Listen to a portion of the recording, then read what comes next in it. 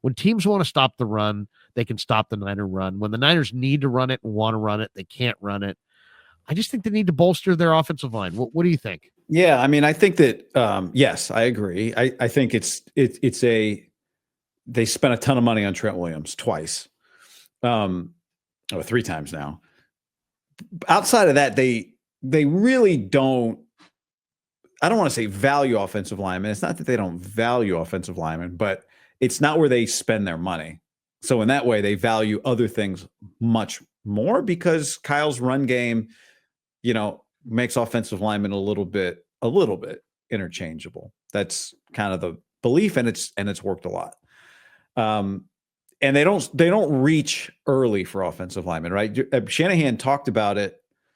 I think he said it on Kawakami's podcast. He was breaking down this last draft, Larry, and he's like, yeah, there were no tackles that we thought were really difference makers. They were reaches. And I think he's kind of been proven, they've been proven right about that. But it's hard when you draft 14. You either got to get a little lucky or you have to move up, even a couple of spots probably to get a guy that's a blue chipper. And they just don't seem willing in the first round to swing at a guy that they don't think is a blue chipper, which, makes some sense. So then do you do it in free agency? How do you do it? But I agree with you. One of the reasons I also agree with you is because I think even though when you look at the numbers on Brock, the numbers don't say that he gets the ball batted down a disproportionate amount. But at his size, and you hear people say it all the time, pressure up the middle challenges any quarterback. But I think it challenges him in particular, especially when you get some of these third down blitz situations that the Niners have found themselves in on offense in big spots, seeing over, getting the ball out, stepping into throws. It's kind of bit him in some big moments. It's not always a defensive lineman. Sometimes it's a corner or a safety, whoever's bringing pressure. But if you're going to give him a chance to succeed, like really, you got to protect him better. He's had now the severe injury and now just the light injury this year. And I just don't think the long-term recipe is having him run around making splash plays all the time at his size. So I don't think there's any question. You go back to the Harbaugh teams. You go back to what even the great Shanahan teams have been, even though they haven't had a bunch of blue chip offensive linemen, they have been able to hold up in slugfests on both lines. And right now they don't create big splash plays with their pass rush outside of Bosa. And it doesn't feel like you're playing the old kind of 49ers big beefy fronts that they've had in years past. Quick interruption to tell you about Prize Picks. Right now, use the code GUY, G-U-Y. Make a $5 lineup. You'll immediately get $50 into your account. Here's one of the lineups. I'm playing many. Here's one of the lineups I'm playing this weekend. 50 pays $250. Arizona State's playing Iowa State early on Saturday morning in the Big 12 championship game. I got ASU quarterback Sam Leavitt. I've seen Iowa State up close. I like their coaching staff. I don't love their pass defense, so I got 202.5 more than for Sam Leavitt. I got Dylan Gabriel throwing more than 2 passing touchdowns against Penn State on Saturday night in the Big 10 championship game. And I got Isaac Arendo, more than half a touchdown on Sunday against the Bears. That's my lineup. Go make yours. You can get $50 right into your account when you just use the code GUY and make a $5 lineup. Even if you lose that first $5 lineup, you're still getting the 50. Go check it out right now. Prize Picks, code GUY. Back to the video. The thing I noticed too is that they're quite a bit different at linebacker. I mean, they had Greenlaw, they had Aziz, they had a healthy Warner. Now they don't have those guys, and the guys they do have are not really good replacements. I mean, they're quite a bit. They're multiple levels beneath. So, man, I think that's the area. I mean, if there's 2 areas that stand out to me, it's linebackers and the weapons. Like last year, their offensive weapons were all like as good as anybody in the league. And this year, every one of them outside of Kittle has kind of backslid. And Jennings. Except for Jennings. Yeah, Jennings has taken a step forward. But, I mean, the offensive line needs some improvement, but the defensive front definitely needs some improvement. And linebacker needs a complete redo. How would you play your Brock Purdy card? Because Purdy's due for a big raise. If you paid him, to me, he's Jalen Hurts. And if you paid him like the Eagles paid Hurts, you're paying him $55 million. Some people would say, no, he's more like Tua. Okay. But the Dolphins paid Tua $53 million. So is Brock contract going to be north of $50 million? And would you make him wait? Would you get it done soon? How would you play your hand on this one? Well, I think, what matters more than what he makes in the first year of that contract, if it's $53 million, is how long is the guarantee tie you to him, really? And we've seen the Niners, even when Jimmy got paid a lot of money, it was a lot relative to the market. It was at the top of the market. They never backed themselves into a corner with their quarterback contracts, or they haven't historically. Now, they haven't really been in this position yet with a guy who, is younger and maybe you feel like still have some more upside in development than Garoppolo did. But at the time, Garoppolo was hot. Still is. Hot as a player. And I think everybody notices that Brock Purdy does a lot of commercials. Like a lot of commercials. And the reason he does a lot of commercials is obvious, right? He's striking while the iron is hot because he's making $1 million on his salary. I don't think Brock wants to spend his offseason doing 12 commercials. Now, maybe him and his agent are like, no, we love this. Is great. It's only a couple days of work for each of these things. It's no big deal. And even if we sign a contract that pays us $60 million, we're still going to do a bunch of commercials. But he's made a few comments about providing for his family that I think do give us some insight into him. And I think that insight is it's not about, and maybe the agent gets involved and it changes, but it's not about setting the market or being at the top. This is not Brandon Ayuk, who had $14 million coming to him. So you couldn't give him some small, he wanted a big raise. This guy making $1 million.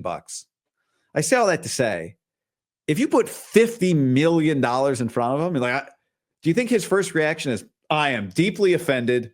Or is his first reaction, boy, that's not top of the quarterback market, but damn, that is life-changing. I may have to not do any more. I can cut my commercial count from 12 to 4 because that is so much money. I think that has to be a real part of this conversation. And it's why I don't think we're going to see him become, a top 3 paid quarterback when this deal is done. And if he is, I think that's in the short term, not in the long-term full body of the contract. And here's the other thing, they don't have to pay him right now either. And I know people, understandably, Larry, have told me they get a little sensitive when you say, oh, the Niners have the leverage, because that was all we talked about with Ayuk. And in the end, that all went out the window. Right. It was a mess. But it comes down to him. Like, what will satisfy him? How hard does he want to push? And maybe I'm wrong, but I don't think the main motivation there is become the highest paid quarterback in the league. If the Niners can't get off the deck and don't make the playoffs and they go do the autopsy on this year, what's their conclusion and who feels the brunt of it? Well, Brian Schneider, it'll be interesting on Sorensen, especially when Saleh and Jeff Ulbrich are going to be out there and available. What do they do? From a personnel standpoint, it's going to be the defensive line, pass rusher opposite of Bosa. I think safety is actually sneakily, like at linebacker, it's easy to acknowledge Dre Greenlaw needs to come back and prove to be healthy or whatever. At offensive line, it's easy to say, you got to get better. At safety, are they going to bring one of those guys back, both of those guys back, none of those guys back? I've wondered, is Jair Brown going to be gone, or is he going to be one of those guys you look up in 8 years like Kwaski Tart or Jimmy Ward? And they just, we always found a way to keep him around because he's a solid player and add pieces around him. What do you do with the other corner spot? There's so many potential places to upgrade. And, they're going to have to find a way to do it while maybe losing Debo or losing Mooney Ward or Aaron Banks. Yeah, probably going to lose Aaron Banks. Probably going to wind up losing Mooney Ward. Almost assuredly. What do you think happens at safety? Well, I mean, that's the thing. I mean, they're rushing Hufanga back because I feel like Jair is kind of struggling. I think Jair is a box safety. I think he's an up on the line of scrimmage safety, but I also think that Mustafa is probably best in the box, and I think Hufanga is best in the box. So you kind of have 3 guys for a strong safety spot, and you don't have that Earl Thomas. You don't have that free safety that can cover. So you really badly need to find a coverage safety and then decide which of those, which two of those, three safeties you want. One of them is going to be Mustafa. The question is, do you want to keep Huff or Brown? I thought it was going to be Brown and they'd say goodbye to Huff, but man, they love Huff. I mean, they think Huff's like a superstar, and he is one of the smartest football players they have for sure. He's almost like a coach on the field. So I think they're going to go, with the football IQ of Huff. But I kind of like the violence of Jair Brown. I just think he needs to play in the box. He's not really a free safety. I mean, he's a free safety in that he's kind of like Tayshaun Gibson. He's very similar. He's just a younger version of Tayshaun Gibson. They're both can have great nose for the football. Tayshaun's got like 38 career picks or something like that, but he's not a great coverage player. And Jair's the same way. If the ball goes up in the air, he's a productive interceptor going back to Penn State, but he doesn't play tight coverage. So, they're going to be challenged there. They need to find another safety. I got a question for you. Scale 1 to 10. Where were you at the beginning of the year on Ricky Pearsall? 10 being like, oh, this is gonna be really good, and 1 being this could be really bad. So where were you at the beginning, like camp, and where are you now? Now that we've had a few weeks with him, really fully part of the offense. I didn't like it in the draft. I wanted Zach Frazier, the offensive lineman from West Virginia. I just thought that they needed to address the interior of the offensive line. I see Jake Brendel as a problem spot. I mean, you talk to Forrester, he loves Jake Brendel, and they still talk so highly. Lynch talks highly of Brendel, but Pro Football Focus says he's the 40th rated guard in the league or center in the league. So there's only 32 teams. That can't be good. But